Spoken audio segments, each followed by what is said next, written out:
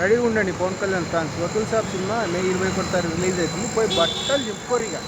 అన్న అన్న అన్న అన్న ఏందిరా ఈ అమ్మ.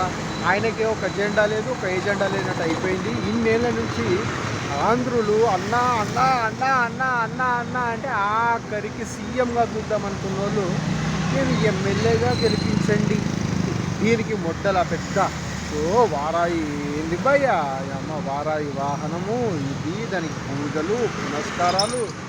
నిజంగా నువ్వు ఎమ్మెల్యే క్యాండిడేట్ కాదు కదా, వార్డ్ నెంబర్ క్యాండిడేట్ కూడా కాదు. నిన్ను సినిమాలలో ఇష్టపడడం తప్ప బయట ఎప్పుడు చూద్దాం. నువ్వు తీసుకున్న డిసిజన్ చాలా దారుణమైంది. నువ్వు చంద్రబాబు నాయుడు పొత్తులో కలవకపోయి ఉంటే, ఒకవేళ నువ్వు పోటీగా పోయి ఓడిపోయినా నీకు జనాలు జయహో పవన్ కళ్యాణ్ అంటుండే. కానీ ఇప్పుడు ఆయన సంఖలో చేరి కేవలం 21 సీట్లకే నేను పోటీ చేస్తా, సీఎం మట్టుకు చంద్రబాబు నాయుడు అంటే పిచ్చిప్పుకోలే. ఇన్ని రోజుల నుంచి ఫ్యాన్స్ మొత్తం మీకోసం కాళ్ళు అరిగేదాకా ఎండలల్లో అక్కడ ఇక్కడ దిగి లాస్ట్ టైంకి ప్లేట్ మొత్తం తిప్పినావు. నువ్వు ఎట్లా గెలుస్తావు అనుకుంటావు? గెలవవు. వాస్తవం రాసి పెట్టుకో.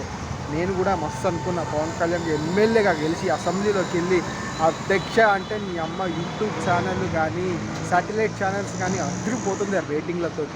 నువ్వు ఎన్నో చేసినావు ప్రజలకి. రాకముందుకే వాళ్ళకి డబ్బు ఖర్చు పెట్టి రోడ్లు వేసినావు నీకుంది వేసినావు, కానీ తప్పు వేసినావు అంతే.